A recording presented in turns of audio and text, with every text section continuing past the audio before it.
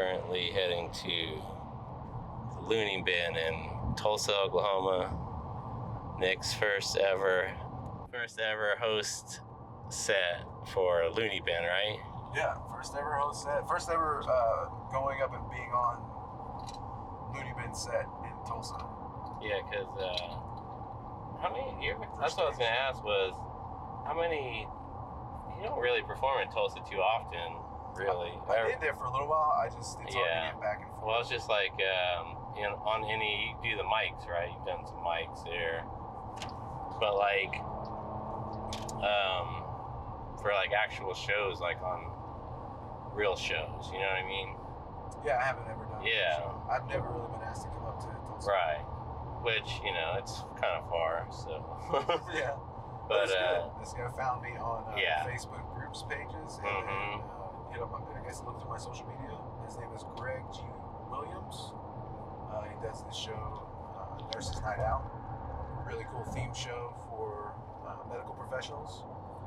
And what better demographic than the most rich people than the medical professionals, like doctors. because that's something too. Yeah, that's a good idea. We've heard, I think Matt Farrell told us this too, who was talking about nursing and school teachers are one of the biggest demographics for comedy in general. Need the most. Because they want to laugh after work, after being traumatized. So that's a perfect idea for a themed show. This is going to be fun though. So the plan is to talk to Greg, and he said he'd like to do just a little interview at some point, and then we're going to come up, we're going to open 15 minutes, host. I don't know if anybody else is on it. Yeah, that's what I was going to ask too, if you knew of anyone else. It might just be him, huh? Mm-hmm. Yeah, which makes sense from what I understand. Yeah. He talks to the crowd, they go over some talking points too, so. Oh, okay. Yeah, so it's kind of a night for the nurses, medical professionals, so he knows a lot about that. So. But yeah, pretty excited. Are you nervous? I mean, I guess it's kind of a big. You don't want to mess up because this is your opportunity. I don't want to put any pressure on you. It's the only chance I'll ever get. But still, have you thought about that? Yeah. Well, I get jitters. Before generally. And I firmly believe that if I didn't, then I wouldn't. That means I didn't care. Yeah. But for the most part, now I'm just super excited. I know all the practice happens before. Yeah, it's you're not nervous about doing a good job if you've done this. It's not like you don't think you're going to be able to do it or something. I listen back to my sets. I go over what I'd like to do for Loony Bin. I'm trying to do clean, so I'm going to try to do just my clean stuff. Yeah, that's what we were talking about. I've got that pretty easily. For 15 minutes, I've got that easy. Other than that. Hopefully this should lead to more opportunities there in particular, but in Tulsa too. Yeah, I'm gonna try not to do any crowd work. I always accidentally stumble into doing that, so I'll try not to. But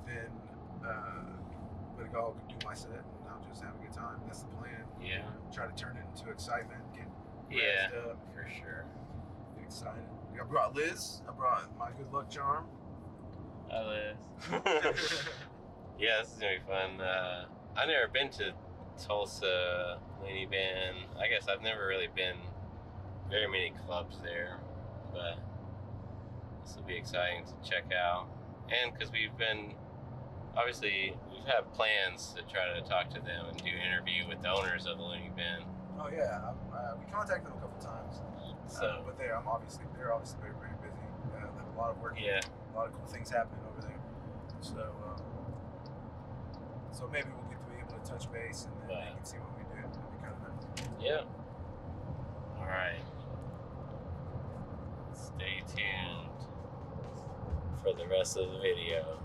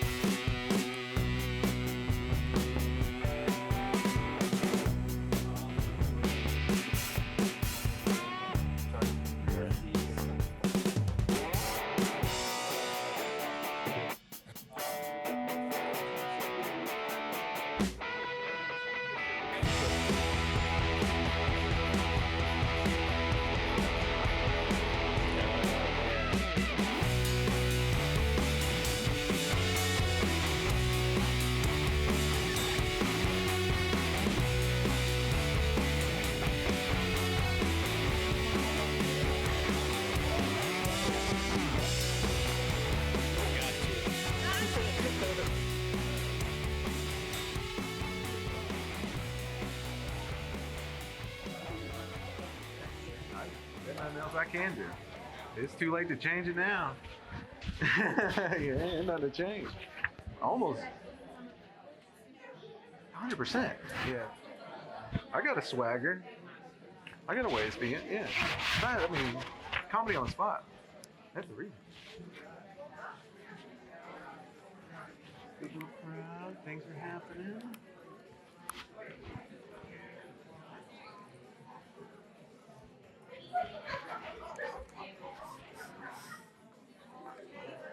And this will record through my pocket. Yeah. We'll see. Okay, well, it's better than nothing, right?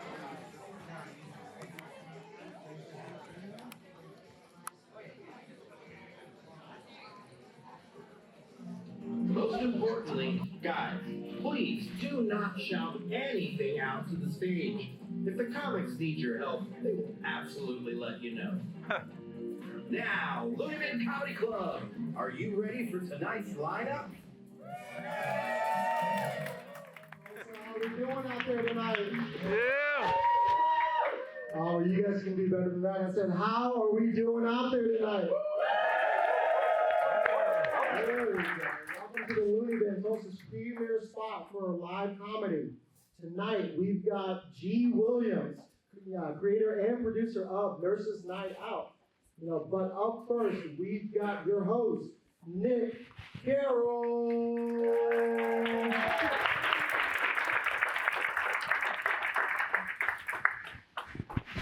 Keep it going, keep it going. Hey guys. Hi, Nick. How's it going? I'm Nick Campbell. Hi, Nick. Often confused with Carol. So, how we doing? I'm Nick Campbell. I'm what JCPenney's used to call a husky boy. All right, you gotta laugh that loud. Okay. Yeah, I've been a husky boy for a while. My grandma, she loved that. She would pinch my cheek. She'd be like, my little husky boy. And I don't know if you guys know how it feels to wake up every morning before you go to school and be bullied by your grandma. Yeah? Ma'am, you look like you do a lot of bullying. Is that you? Yeah. Oh, it's you. Man, she ratted you out immediately. That ain't. But yeah, I'm Nick Kim. I'm the host for tonight. It's good to see you. Give yourselves a round of applause. Yeah, you guys sound good. You guys sound good. I was adopted by my grandparents. Anyone else here a rescue? Yeah, you a rescue? That's cool. All right, yeah. You know who really rescued me? My wife. Yeah. She rescued me from having a good time, having money. You know what I'm talking about. All right. But yeah, I'm an electrician. I'm an electrical contractor. And my favorite day is when I got my first work van. And I know you're supposed to say, like, when your kids are born. But my van wasn't a happy accident, you know? Right? Hey, look, it's hard to get a van, right? You got to save up a bunch of money, right? You got to outfit the van. You got to buy the candy.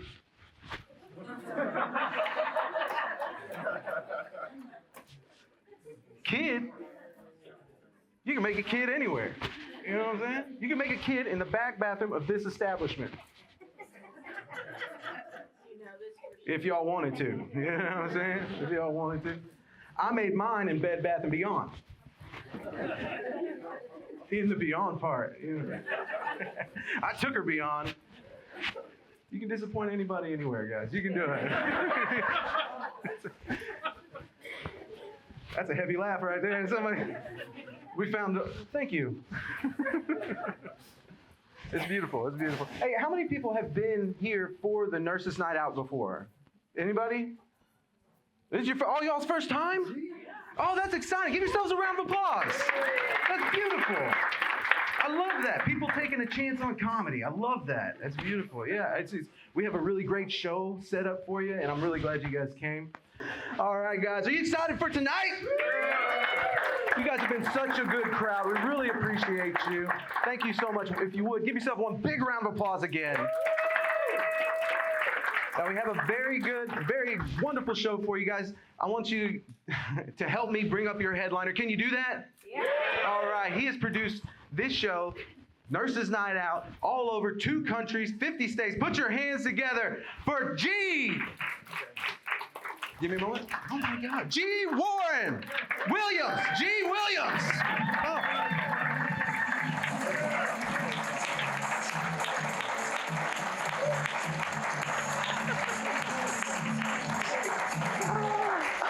Fuck up the name right here. Is that what's up? Give it up for Nick, whatever the fuck.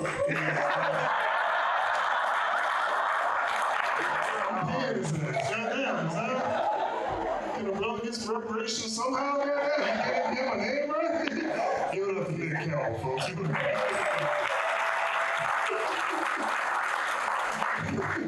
My name is Greg G. Williams. You can just call me G. Williams. I've been a registered nurse for 27 years now. 27 years.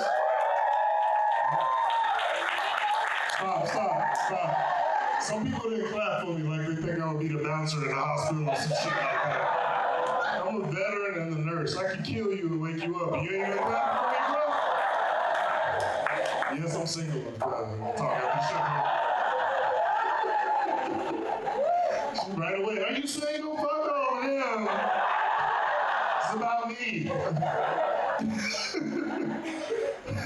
I didn't know this was a dating show. I don't know. I thought it was a comedy show. Yeah, 27 years. Like, yeah, it's a trip, because, I created a show in San Jose, California in 2013. I've been a comic almost 20 years. Nurse for almost 30. And, like, Tulsa, y'all been incredible. I've been great. Thank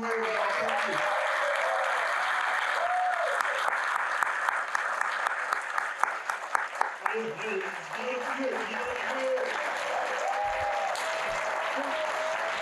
Keep it going for Greg G. Williams.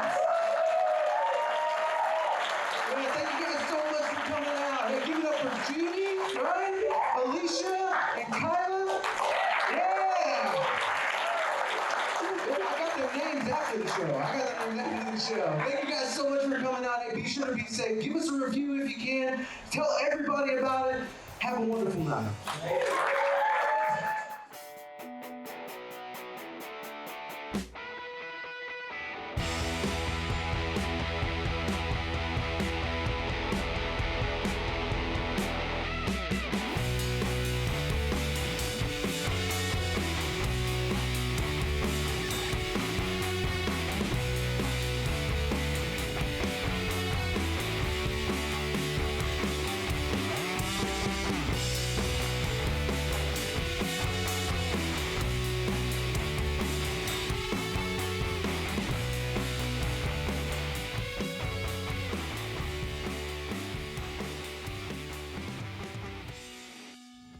This episode of Rhythm and Wit was brought to you by Campbell & Son Electric, Oklahoma City's trusted one-truck electrical contractor with over 20 years of experience in the field. Whether it's upgrading your home's electrical service, troubleshooting issues, or tackling small commercial projects, Campbell & Son Electric delivers top-notch work with care and attention you'd expect from a family business. Servicing areas like Del City, Edmond, Yukon, Mustang, and beyond, they're your go-to for reliable expert service. Need help with your next project? Visit CampbellandSonElectric.com today and get it done right the first time. Campbell & Son Electric, brightening Oklahoma, one wire at a time. Hey guys, how's it going? I'm Nick Campbell, the Rhythm and Wit Podcast. How you doing? I'm here with Greg G. Williams. Hello, folks. Hello. I look there. I can look there? Cool. Yeah. All right. It's my camera. Yeah. All right. Just wanted to talk to you a little bit. Thanks for allowing me to help you out with the show. Come and do a little bit of set. Kind of want to talk about your experience doing the Nurses Night Out show. Thank you for hosting. You came in the clutch for me, man. Yeah, I appreciate it. Yeah. And you made a good footprint in the area. That's how I was able to find you. For what I mean is, he has a nice social media trail because he's promoting shows, producing shows. And I saw that you had your game going in the area. So thank you for helping me out, man. Yeah, absolutely. Yeah. Yeah. You asked me about Nurses Night Out, how to put it together, or what did you want to know? Yeah. Well, first off, I mean, when did you get started with it? Nurses Night Out, I started in 2013 in San Jose, California. So I've been a comic since 2007, but when I moved to the Bay Area in like 2011, started hanging around the Improv and watching a lot of other local producers putting their shows on, and I asked for my shot, and I got it, and it was Nurses Night Out there. So what I did was I hit up all these nurses in the hospital that I worked at, and this is really before social media was taking off as far as advertising. So I was printing like 1,000 flyers and was going floor to floor around San Jose, putting it on car to car, trying to get people out. And I did. Funny story with that is the assistant manager that gave me the shot with the show, he didn't know me. The main guy knew me, but the main guy pushed it over to him. And he hadn't even seen what I looked like, right? And so this is how you got to watch who you judge. So he's giving me all this hell through email. All right, man, I need you to have 150 people. I'm going to put you on a Tuesday, which, that's a brutal day. And the San Jose Improv holds 450 people. And he's like, I need at least 150 on that Tuesday. That's okay, fine. Right. So I did all that papering, as far as not paper in the room, but like the flyers and stuff like that. I went around to people individually. I went to radio stations. I went to newspapers. And I got 160 people out that day, right? Oh, wow. And so when I came to the club that night, the assistant manager walked up to me. He's like, hey, what's up, man? Hey, it's good to meet you, man. Hey, he's like, hey, you're not who I thought you were. And I was like, who you thought I was? Because he had heard about this gay Filipino guy that did comedy in the Bay Area. And he was a little homophobic. So he thought I was that guy because he heard about a nurse. He didn't expect a 6'4" black man to walk in. Yeah. So he gave me all this hell about how many people are brought out, because there's a lot of producers that don't even bring half that, especially on a Tuesday night, dude. Yeah. But started it then and haven't looked back since. Nice. Well, it seems like it's been, what you said, 2013? Since 2013. And you continue to kind of go through it. How do you promote these shows and get it out to the people? So from 2013 until like the pandemic, when we all kind of shut down somewhat, I was just doing it through the club and with the club's promotion, and also, flyering. I had a nursing uniform shop that would help me out too. So what they would do, I would take them a bunch of flyers and they would put them in everybody that bought anything from their store, they would put it in their bags and they put them all over the store. You couldn't look anywhere without seeing my flyers. And then started doing paid social media ads, and then the word got out. I started hosting for some big names, Brad Williams or whoever, on the weekends that would come through the club. So everything was going through the San Jose Improv. I was like dedicated to that club, and that's how I built it up. And so the pandemic hit, things shut down for about a year, which, some people didn't stop working, but I did stop working for a year comedy wise. And then in 21, I went back to the club, asked them, hey, can we do it again? Got a nice turnout, started doing it quarterly. And then in the end of 21 into 22, I decided to take it on the road, which was a challenge in itself. But I started with the social media ads. You can target in the ad like what kind of demographic you want: nurse, doctor, whatever, OB. And I would just do these targeted ads that I spent $200 to $300 on each ad, targeting the city. So Tulsa, nurse, doctor, EMT, whatever. And that's how I started getting people out. Nice. Did you start in like smaller spots out on the road, or how'd you get connected with the clubs, Loony Bin, people you know? I just started researching the clubs and like clubs that my friends did. And I started hitting them up that way. So if I had friends that did like this Tulsa Loony Bin, or I had friends that there's a company I'm in with, it's called City Winery. They have 8 or 9 of them across the country: Chicago, Pittsburgh, New York.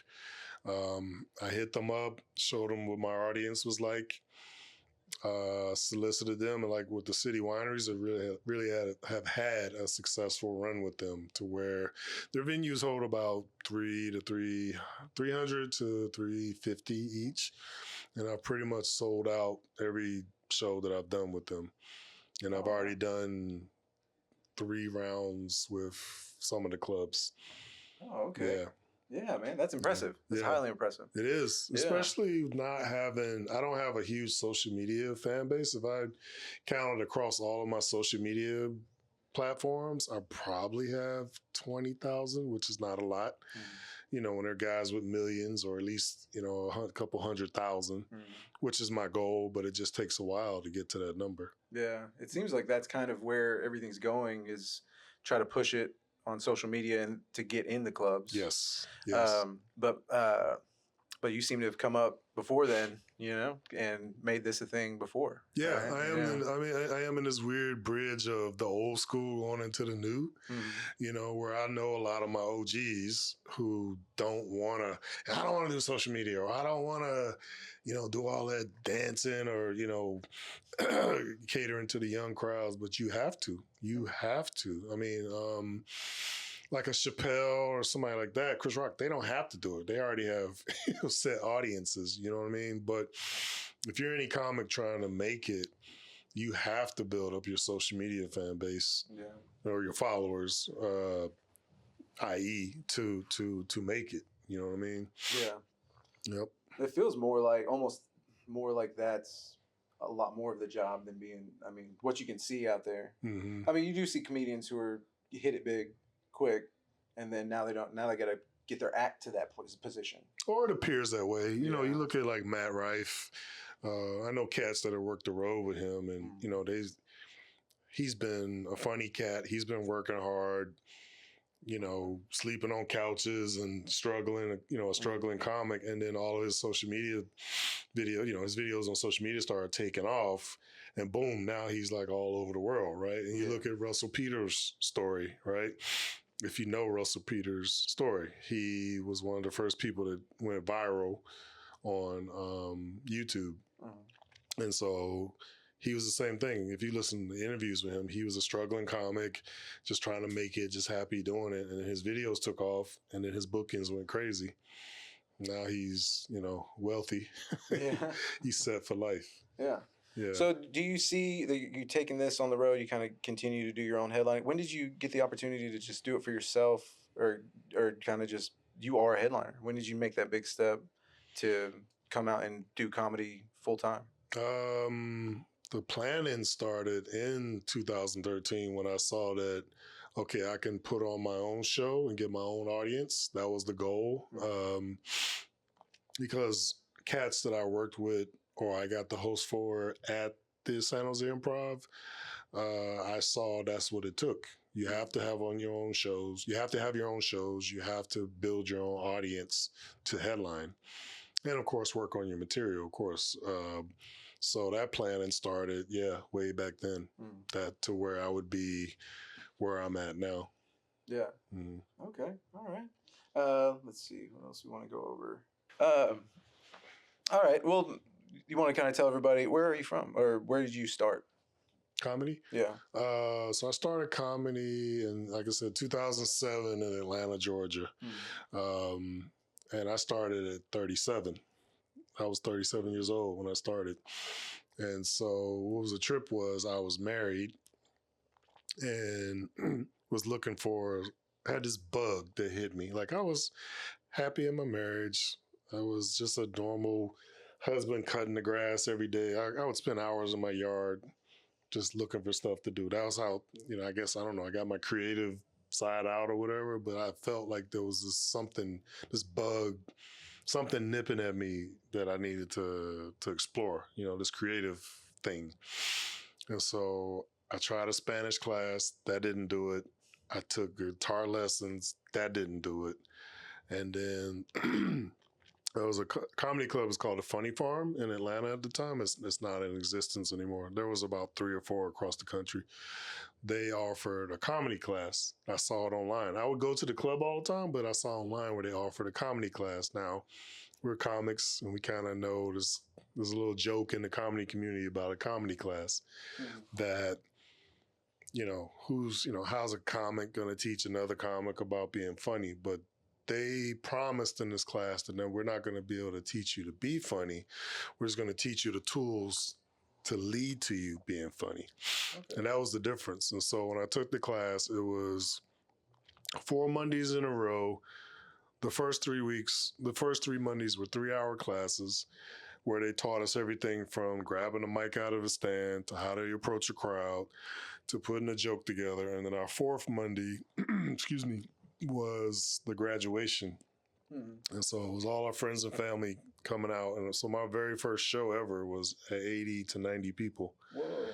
With, a raggedy 5 minutes that I put together, in those 3 Mondays prior. Yeah. You know what I mean? And so, but I still have it on tape too. I still have it on video. They recorded it. I have it on DVD. That's how far back it is.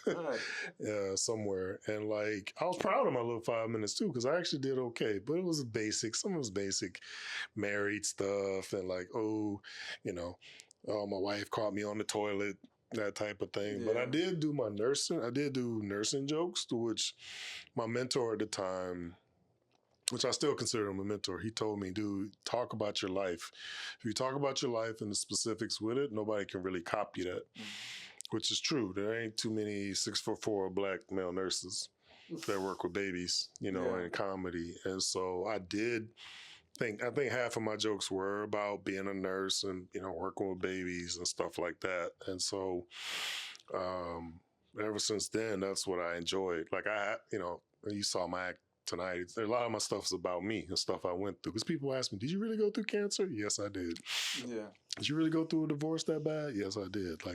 Flying planes and riding my motorcycle across country. I like talking about what I've been through, and bringing it on stage, which is tough, right? A lot of comics don't want to expose those rough areas of their lives. Yeah. You know what I mean? But I don't mind.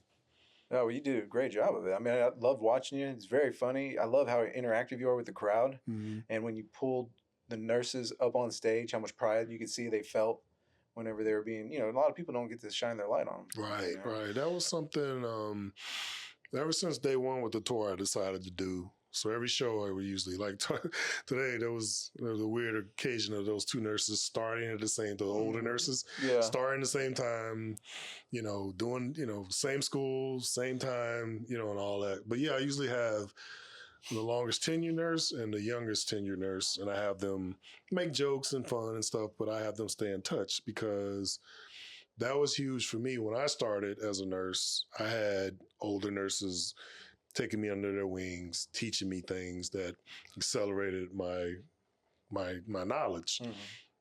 And so now I'm the oldest, usually the longest tenured nurse on the floor, and I'm dispelling, whatever I got to the younger nurses, you know what I mean? Because there's a term in nursing, is the nurses eat their young, meaning it's something about jealousy or their crabbiness being in the field so long that they become bitter and, they don't want to leave the field because it's good money and they're, building up their retirement, but they don't want some young nurse coming in, taking their shine, oh, she got IV quicker than me, or she did a, CPR faster than me. I don't care.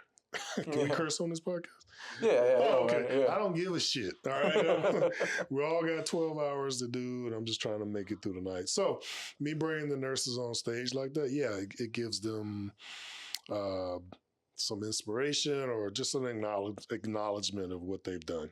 Yeah. Well, it's good. You can see it. They were happy. Mm-hmm. Yeah. And I mean, I don't know if you remember, but the lady that you had mentioned, what do you do, or why do you keep doing it?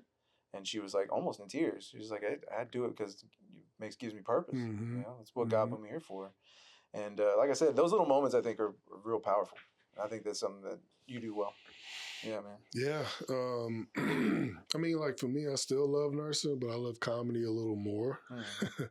And they battle it out sometimes because it's damn, I don't want to go back to work. Yeah. I'd rather do this all the time. But nursing pays the bills until comedy is full time. Yeah, I'm the same way with being an electrician. It's you got to keep the lights on. That's right? That's it. So a question, through your nursing, did your nursing teach you anything that you use in comedy? Or is there any skills that transfer? I have tough skin. Oh, yeah. I have tough skin.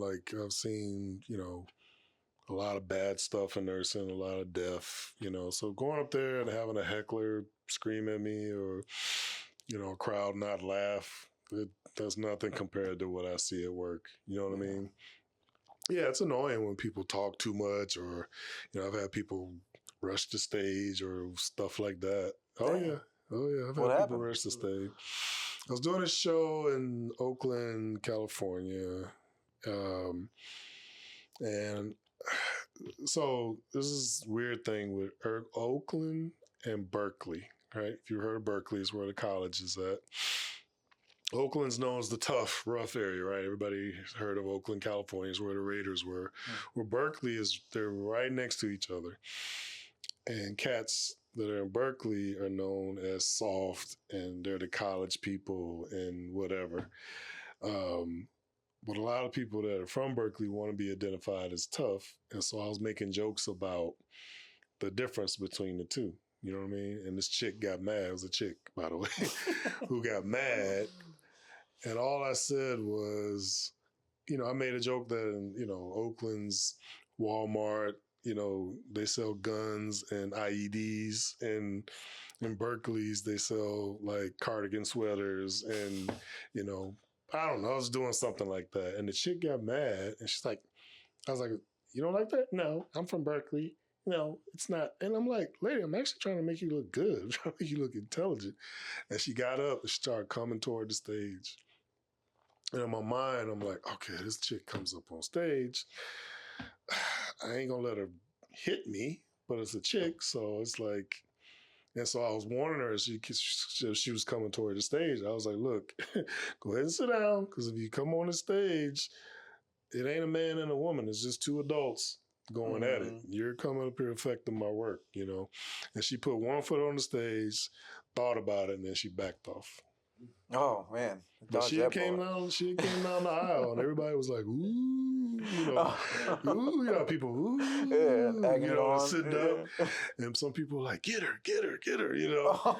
And yeah, I mean, I don't know what she has in her pockets or whatever. So if she came on that stage, sorry, getting your neck broke like everybody else. Yeah, they got more stools. They got more stools. You know, break one against her head. They got more. I appreciate it. So I did want to ask you about the tools. You said that you did that comedy class. What tools did you take away that were the best out of that comedy class? Tools that I took away. Yeah, that you maybe even still use today. How to address a crowd. So like, you know, this room is spread out. So you gotta remember to talk to the middle, talk to the left, talk to the right. Because what can happen is the people on one side may feel like you're not paying attention to them, even though they're hearing the same show. But if you're not looking at them, then they kind of tune out. It's a weird thing with that. Because they feel like, well, why are you? Even if you're not messing with people, say like I was messing with some of the people in the middle, right? But if you're not like looking at them, they can kind of disengage. And it's a weird thing. I mean, I don't know how it is, but they feel like you're not having them included into the show. Yeah. Excuse me. So that's one tool. Probably another is how to spread out your jokes, meaning like, because when I used to come out, it used to be rapid fire, right? And to where you were so scared to go without any laughs, right? Because you hear about laughs per minute, right? Everybody hears about laughs per minute, but you can get laughs in and kind of space it out. Because I hear people that say those rules. You got to have a laugh every 15 seconds, you know, and all that. But that can be tough sometimes, especially when you're building a bit, you know, or you're trying to set them up, you know, for a big, you know, surprise, you know what I mean? Or misdirect or something like that. So what I learned to do is just slow down my pace, and my pace is my pace. You know, like if you look at a Chappelle, you know, he'll build up something, telling a story, and then there's that boom at the end. You know what I mean? Where there's some comics that's bam, bam, bam, bam. You know, Dave Attell, bam, bam. It is a laugh every 10 seconds, which I love. You know, those are two of my favorite comics. So that I was taught that. how to, address your stage. So taking the mic stand out of the way. You see a lot of new comics make that mistake. The mic stand's in the way. So when they're talking, they don't get that when the mic stand, right? You've seen people, they'll take the mic out and the stand's still there, and it's a distraction for the crowd. People don't really get that. Comics don't get that, but I've seen people do this. It's a little skinny mic stand, but people are still like, because it's in the way. You want everybody to see you, so you move the mic stand to the side, which, takes 2 seconds. Yeah. Sometimes the early ones, you'll see them trying to hide behind it too. Yeah, but that's a detriment to them, I think, though, because people are fixated on that. That's another thing. If your jokes are not good, they're like, man, this damn fucking mic stands right here. This motherfucker ain't even good. You know what I mean? So you're hurting yourself that way.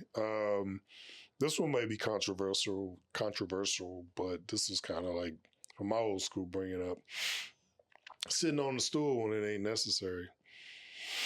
Me being in this game as long as I have, it's funny to see this transition now. So many comics sitting on the stool unnecessarily. And if you're low energy and you're sitting on the stool, or you'll see a comic come out, right? And they're right away.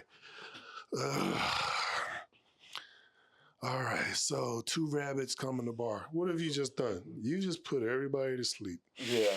You might as well be reading a bedtime story to your 5-year-old. You know what I mean? Now, if you're on a stool and you're, like Ali Sadiq or somebody that can move around, there are cats that get on the stool and you don't even notice they're on the stool. And so the stool, like I use it in some of my bits, but it's a part of my bit. I'm laying in a bed or I'm, sitting on my bike, whatever. And those are tools, because people say, oh, it shouldn't be. I say tools, but sometimes it's even rules, right? Because people say, oh, there's no rules in comedy. Okay.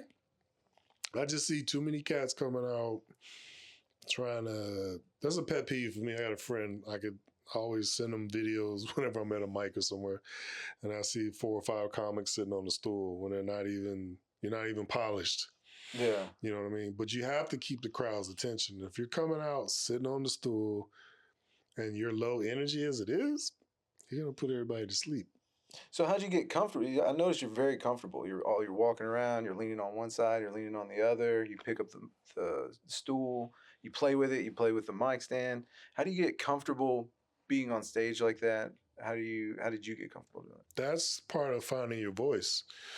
Like Deion Cole sits in the pocket.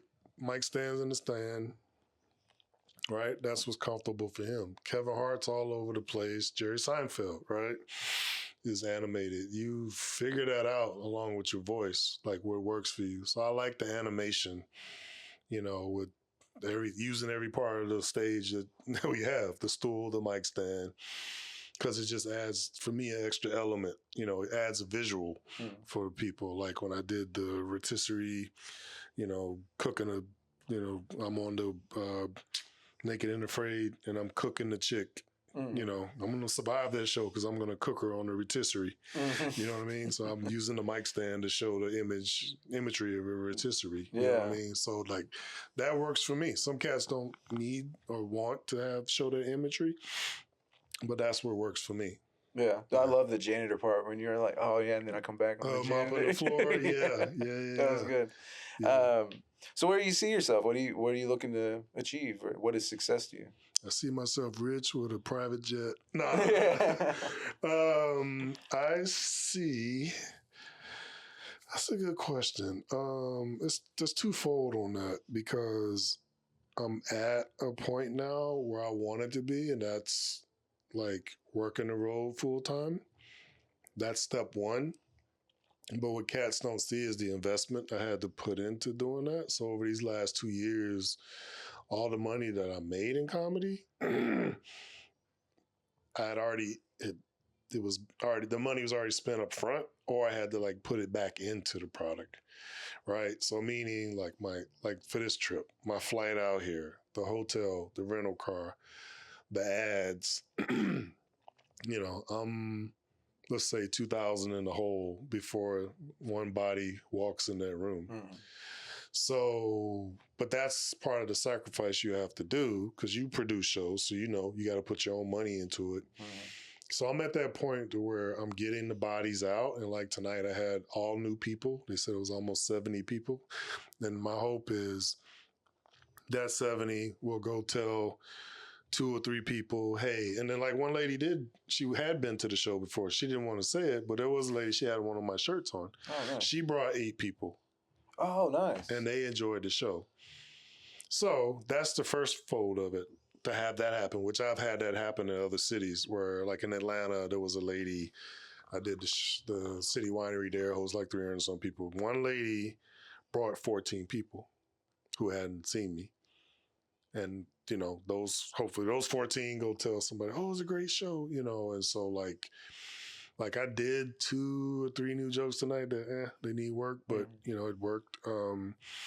So the second part of that question or answer, I guess, is to be able to, like I made a joke about it on stage, but to be able to walk away from nursing or where it pays all my bills, where I'm able to, you know, to finance this whole thing and walk away with money that, you know, I can pay my bills with. Yeah. And so I got the first part done. The second part's coming along.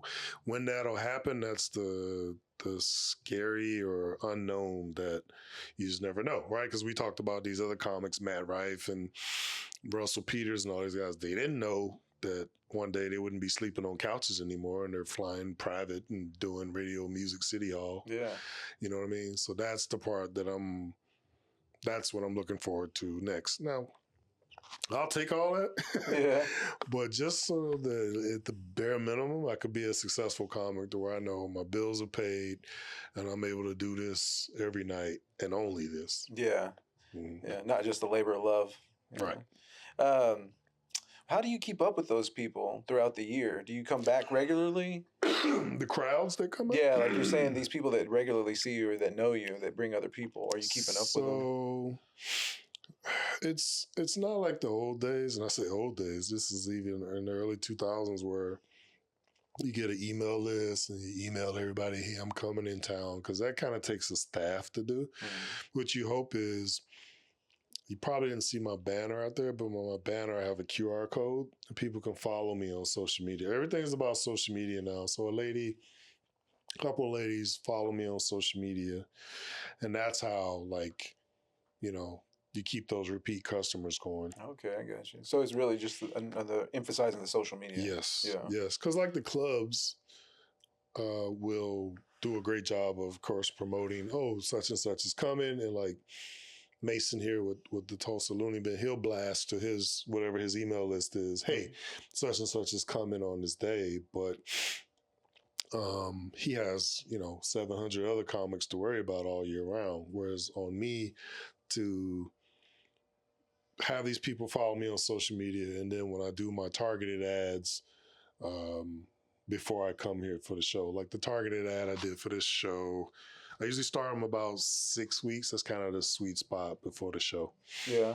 If it's not diving too much into it, like how much do you usually throw on there? $200 to $300. Okay. Yeah, that sounds about right. Minimum. Yeah. I mean, if you're doing it in like if you're doing it in a small town where you kind of know everybody, then you can probably pay a little less, right? Because you're probably guaranteed everybody's going to see it. You know, a town of 500 to 1,000 people. But when I don't know what the population of Tulsa is, but I was trying to aim for Oklahoma City and all the surrounding. There's a Swanee right near here, right? Swanee near this area? I may be saying it wrong. I don't know this area very well either. I think Broken Arrow. Broken Arrow, right? I think there's another Indian named Swanee, if I'm not mistaken. So when I target the area, I hit Tulsa, right? But I'm also dropping pins in, you know, Oklahoma City and what's the one you just said? Broken Arrow? Broken Arrow, all those places around. So that's the way to get, because, you know, somebody may work in Tulsa, but live, you know, in wherever on the outskirts. So do you think it's easier to sell the theme show than it is to sell yourself as a headliner?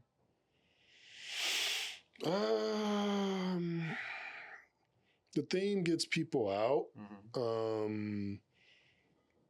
The thing is, I always tell people I'm a traditional stand-up, and they see it in the act. Like, there are social media acts that when people come to the show, it's a lot of just crowd work, or they're playing, you know, funny videos, and it's not a traditional stand-up show. You know what I mean?